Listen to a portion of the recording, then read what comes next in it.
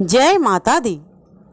छठे नवरात्रि की आप सबको ढेर सारी शुभकामनाएं।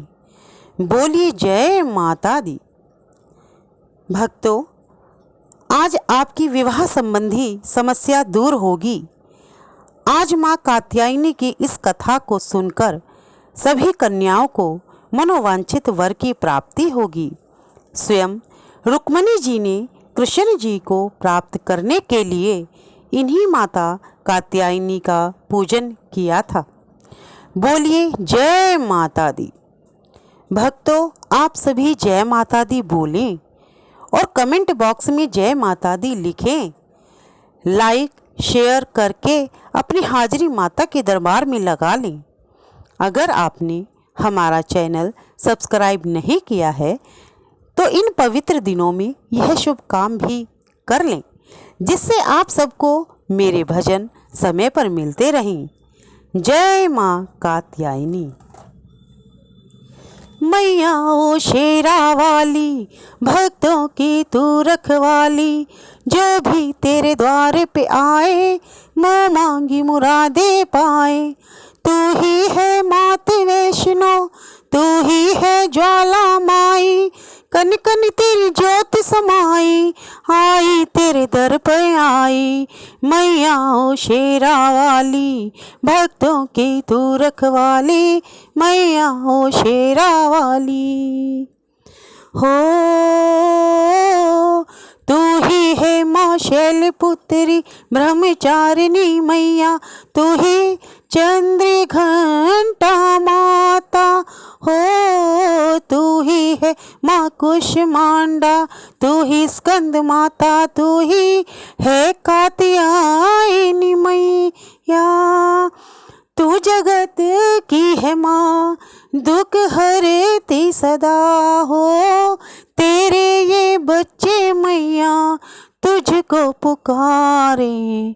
आजा माँ शेरा वाली, आजा माँ शेरा वाली, भक्तों की तू रखवाली, आजा माँ शेरा वाली। हो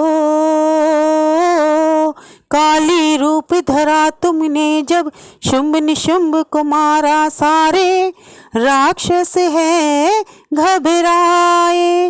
हो पापी का संहार किया, तब क्रोध में उनका रक्त पिया, जब देवी देव हर्षाए।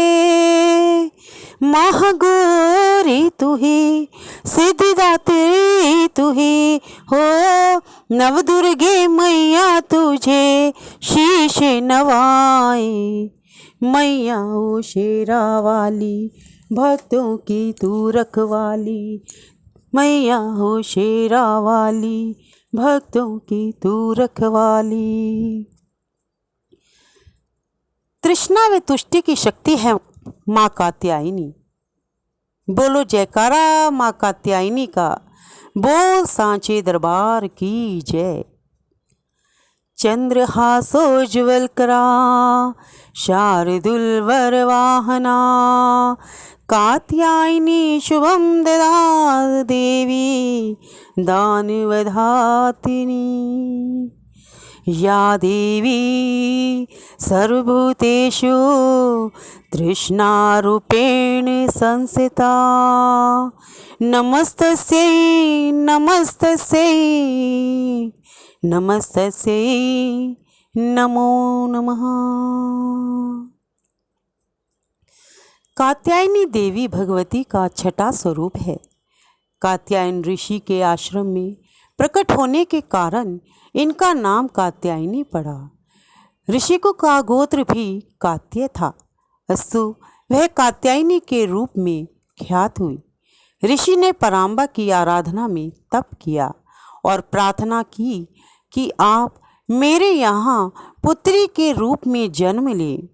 भगवती को अजन्मा कहा गया है। सीता जी का भी जन्म धरती के गर्भ से ही हुआ है। कात्यायन ऋषि के कठोर तप का ही प्रताप था कि देवी ने उनकी प्रार्थना को स्वीकार किया और अपने भक्त की मनोकामना पूरी करने के लिए पुत्री के रूप में जन्म लिया। ऐसा कहा जाता है कि श्री कृष्ण को पति के रूप में प्राप्त करने के लिए गोपियों ने इन्हीं देवी की आराधना की थी। रुक्मिणी की तो यह अधिष्ठात्री देवी थी। शास्त्र कहते हैं कि विश्व का जीवन जीव के मन से संचालित होता है। जीवन और मृत्यु के कारण भी मन ही है, इसलिए मन की शक्ति कात्यायनी कही गई है। वह प्रकृति की क्रियात्मक शक्ति है जो मन को तत्वात्मक रूप से संचालित करती है। इसलिए मन को सर्वदा अधिक शक्तिशाली कहा गया है। मन ही तृष्णा को जागृत करता है और मन ही विकारों व क्लेशों को जनक है। जिसने मन को वश में कर लिया उसने जगत जीत लिया। इंद्रियों और कामेंद्रियों पर विजय मन को जीतने से होती है। ऋषि ने तप करके पुत्री के रूप में जिस शक्ति की कामना की, उसका भाव यही है कि मेरी इंद्रियां वश में हो जाएं, मेरा आचरण पिता की तरह हो जाए और मन को पुत्री मानकर उसका लालन पालन करूं। अगर मन को पुत्री माना जाएगा तो सारी विषय वासनाएं अपने आप ही समाप्त हो जाएंगी। यही तत्व दर्शन कात्यायनी देवी की आराधना का भी है। अस्तु कहा भी जाता है कि मन की आंखें खोल। जिसने मन की आंखें खोल ली उसने जगत से तुष्टि पाली। अध्यात्म के तीसरे नेत्र अर्थात मन की आंख तृष्णाओं को तुष्ट करने वाली शक्ति का नाम ही कात्यायनी है। दिव्य सौम्य स्वरूप, गौरवर्णा, त्रिनेत्री, अष्टभुजी, सिंह सवार कात्यापन देवी साधना और तप को फलीभूत करने वाली देवी माँ कात्यायनी है। बोलो जयकारा माँ कात्यायनी का। बोल सांचे दरबार की जय।